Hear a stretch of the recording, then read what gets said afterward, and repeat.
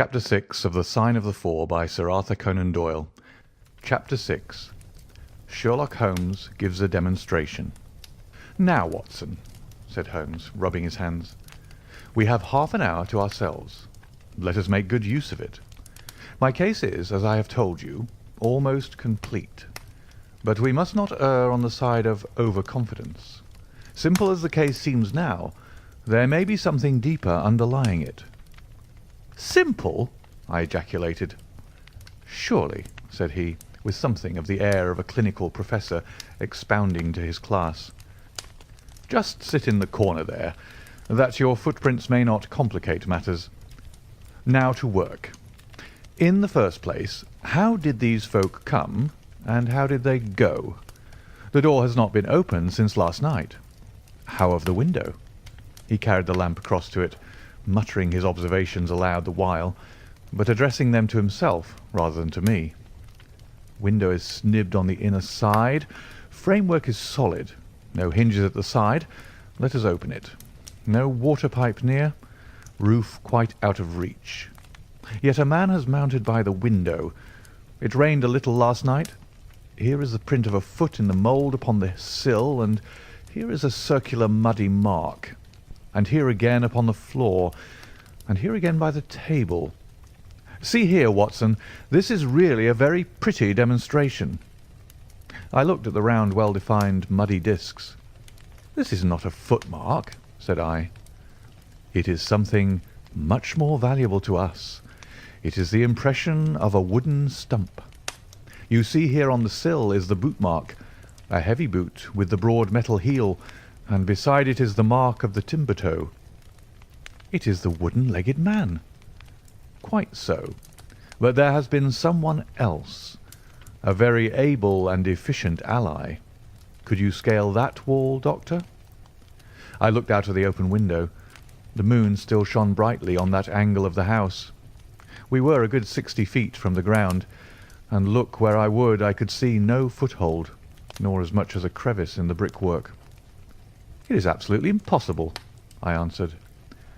"Without aid it is so. But suppose you had a friend up here who lowered you this good stout rope, which I see in the corner, securing one end of it to this great hook in the wall. Then, I think, if you were an active man, you might swarm up, wooden leg and all. You would depart, of course, in the same fashion, and your ally would draw up the rope, untie it from the hook, shut the window, snib it on the inside, and get away in the way that he originally came. As a minor point, it may be noted," he continued, fingering the rope, "that our wooden-legged friend, though a fair climber, was not a professional sailor. His hands were far from horny. My lens discloses more than one blood mark, especially towards the end of the rope, from which I gather that he slipped down with such velocity that he took the skin off his hand." "This is all very well," said I, "but the thing becomes more unintelligible than ever. How about this mysterious ally? How came he into the room?" "Yes, the ally," repeated Holmes pensively. "There are features of interest about this ally. He lifts the case from the regions of the commonplace. I fancy that this ally breaks fresh ground in the annals of crime in this country, though parallel cases suggest themselves from India, and, if my memory serves me, from Senegambia." "How came he, then?" I reiterated. "The door's locked, the window is inaccessible. Was it through the chimney?" "The grate is much too small," he answered. "I had already considered that possibility." "How then?" I persisted. "You will not apply my precept," he said, shaking his head. "How often have I said to you that when you have eliminated the impossible, whatever remains, however improbable, must be the truth. We know that he did not come through the door, the window, or the chimney. We also know that he could not have been concealed in the room, as there is no concealment possible. Whence, then, did he come?"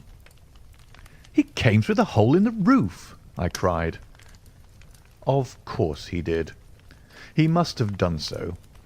If you will have the kindness to hold the lamp for me, We shall now extend our researches to the room above, the secret room in which the treasure was found. He mounted the steps, and seizing a rafter with each hand, he swung himself up into the garret. Then, lying on his face, he reached down for the lamp and held it while I followed him.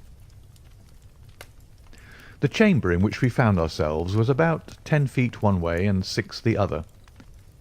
The floor was formed by the rafters, with thin lath and plaster between, so that in walking one had to step from beam to beam.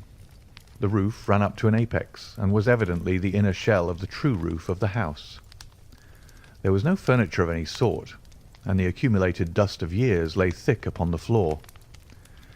"Here you are, you see," said Sherlock Holmes, putting his hand against the sloping wall. "This is a trapdoor which leads out onto the roof.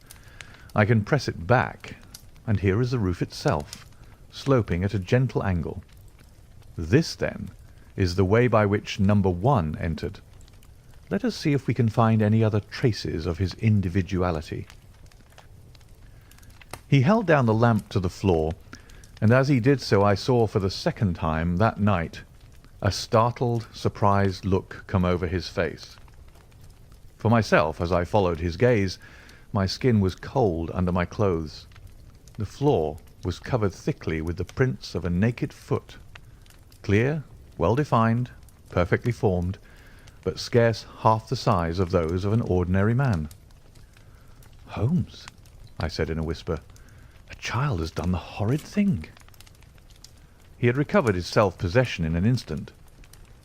"I was staggered for the moment," he said, "but the thing is quite natural.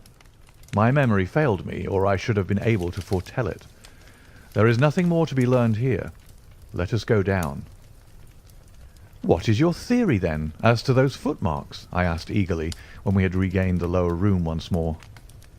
"My dear Watson, try a little analysis yourself," said he, with a touch of impatience. "You know my methods. Apply them, and it will be instructive to compare results." "I cannot conceive anything which will cover the facts," I answered. "It will be clear enough soon," he said in an offhand way. "I think that there is nothing else of importance here, but I will look." He whipped out his lens and a tape measure, and hurried about the room on his knees, measuring, comparing, examining, with his long thin nose only a few inches from the planks, and his beady eyes gleaming and deep-set like those of a bird.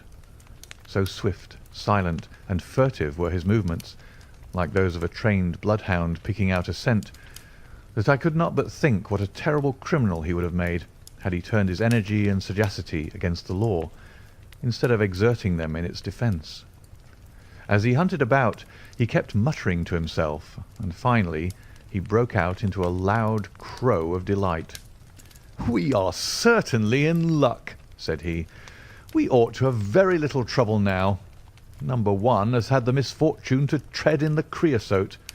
You can see the outline of the edge of his small foot here at the side of this evil-smelling mess. The carboy has been cracked, you see, and the stuff has leaked out." "What then?" I asked. "Why, we have got him, that's all," said he. "I know a dog that would follow that scent to the world's end.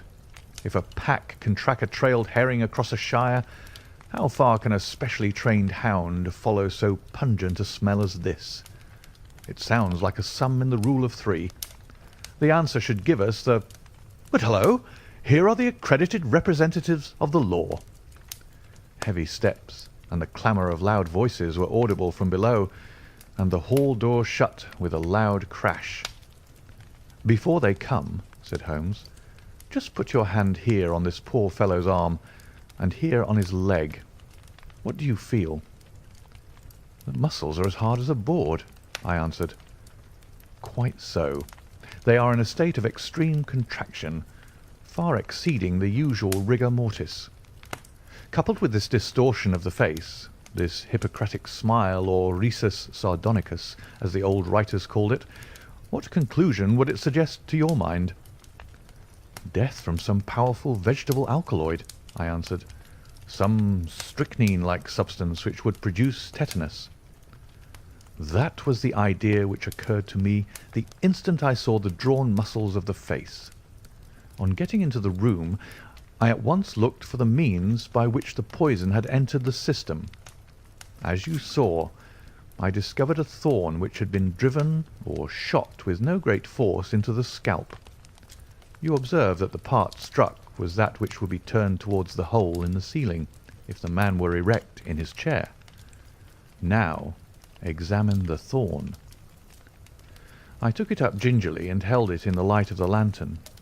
It was long, sharp, and black, with a glazed look near the point, as though some gummy substance had dried upon it. The blunt end had been trimmed and rounded off with a knife. "Is that an English thorn?" he asked. "No, it certainly is not." With all these data you should be able to draw some just inference. But here are the regulars, so the auxiliary forces may beat a retreat.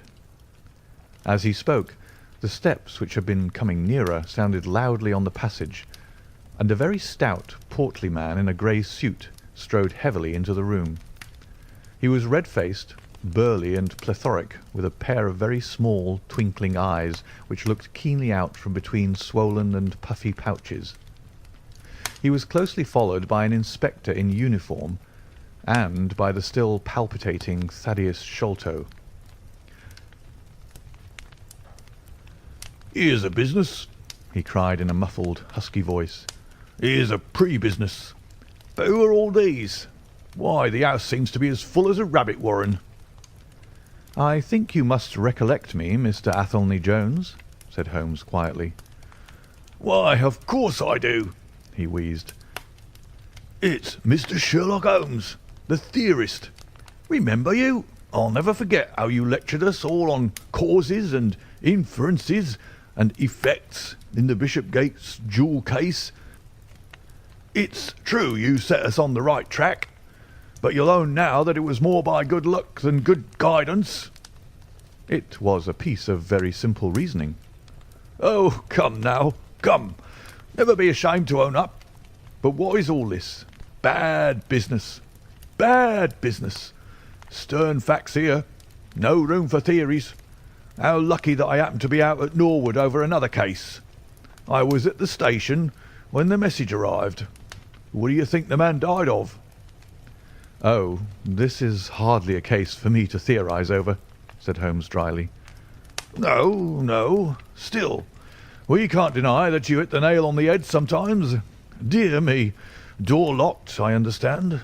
Jewels worth $500,000 missing. How was the window?" "Fastened, but there are steps on the sill." "Well, well. If it was fastened, the steps could have nothing to do with the matter. That's common sense. Man might have died in a fit, but then the jewels are missing. Ha! I have a theory.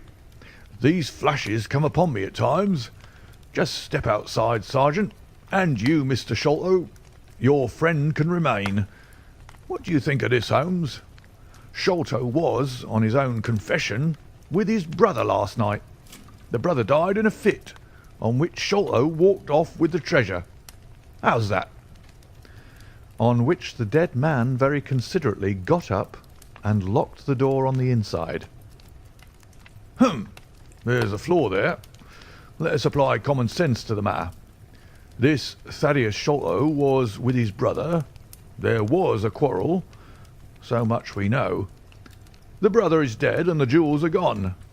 So much also we know. No one saw the brother from the time Thaddeus left him. His bed had not been slept in. Thaddeus is evidently in a most disturbed state of mind. His appearance is, well, not attractive. You see that I'm weaving my web around Thaddeus. The net begins to close upon him." "You are not quite in possession of the facts yet," said Holmes. "This splinter of wood, which I have every reason to believe to be poisoned, was in the man's scalp, where you will see the mark. This card, inscribed as you see it, was on the table, and beside it lay this rather curious stone-headed instrument. How does all that fit into your theory?" "Confirms it in every respect," said the fat detective pompously. House is full of Indian curiosities. Thaddeus brought this up, and if this splinter be poisonous, Thaddeus may as well have made murderous use of it as any other man. The card is some hocus pocus. A blind, as like as not. The only question is, how did he depart? Ah, of course. There is a hole in the roof. With great activity, considering his bulk, he sprang up the steps and squeezed through into the garret, and immediately afterwards we heard his exulting voice proclaiming that he had found the trapdoor. "He can find something," remarked Holmes, shrugging his shoulders. "He has occasional glimmerings of reason. Il n'y a pas de sot si incommode que ceux qui ont de l'esprit." You see, said Athelney Jones, reappearing down the steps again. Facts are better than mere theories after all. My view of the case is confirmed. There is a trapdoor communicating with the roof, and it is partly open. It was I who opened it. Oh, indeed. You did notice it, then? He seemed a little crestfallen at the discovery. Well, whoever noticed it, it shows how our gentleman got away, Inspector. Yes, sir, from the passage. Ask Mr. Sholto to step this way. Mr. Sholto, it is my duty to inform you that anything which you may say will be used against you. I arrest you in the Queen's name as being concerned in the death of your brother. There now, didn't I tell you? Cried the poor little man, throwing out his hands and looking from one to the other of us. "Don't trouble yourself about it, Mr. Sholto," said Holmes. "I think that I can engage to clear you of the charge." Don't promise too much, Mr. Theorist. Don't promise too much, snapped the detective. You may find it a harder matter than you think. "Not only will I clear him, Mr. Jones, but I will make you a free present of the name and description of one of the two people who were in this room last night. His name, I have every reason to believe, is Jonathan Small. He is a poorly educated man, small, active, with his right leg off, and wearing a wooden stump which is worn away upon the inner side. His left boot has a coarse, square-toed sole, with an iron band around the heel. He is a middle-aged man, much sunburned, and has been a convict. These few indications may be of some assistance to you, coupled with the fact that there is a good deal of skin missing from the palm of his hand. The other man—" "Ah, the other man?" asked Athelney Jones in a sneering voice, but impressed none the less, as I could easily see, by the precision of the other's manner. "Is a rather curious person," said Sherlock Holmes, turning upon his heel. "I hope before very long to be able to introduce you to the pair of them. A word with you, Watson." He led me out to the head of the stair. "This unexpected occurrence," he said, "has caused us rather to lose sight of the original purpose of our journey." "I've just been thinking so," I answered. "It is not right that Miss Morstan should remain in this stricken house." "No, you must escort her home. She lives with Mrs. Cecil Forrester in Lower Camberwell, so it is not very far. I will wait for you here if you will drive out again, or perhaps you are too tired." "By no means. I don't think I could rest until I know more of this fantastic business. I've seen something of the rough side of life, but I give you my word that this quick succession of strange surprises tonight has shaken my nerve completely. I should like, however, to see the matter through with you, now that I have got so far." "Your presence will be of great service to me," he answered. "We shall work the case out independently, and leave this fellow Jones to exult over any mare's nest which he may choose to construct. When you have dropped Miss Morstan, I wish you to go on to No. 3 Pinchin Lane, down near the water's edge at Lambeth. The third house on the right-hand side is a bird stuffer's. Sherman is the name. You will see a weasel holding a young rabbit in the window. Knock old Sherman up and tell him with my compliments that I want Toby at once. You'll bring Toby back in the cab with you." "A dog, I suppose?" "Yes, a queer mongrel with a most amazing power of scent. I would rather have Toby's help than that of the whole detective force of London." "I shall bring him then," said I. "It is 1 now. I ought to be back before 3. if I can get a fresh horse. And I, said Holmes, shall see what I can learn from Mrs. Bernstone, and from the Indian servant, who Mr. Thaddeus tells me sleeps in the next garret. Then I shall study the great Jones's methods, and listen to his not too delicate sarcasms. Wir sind gewohnt, dass die Menschen verhunnen, was sie nicht verstehen. Goethe is always pithy. End of chapter 6.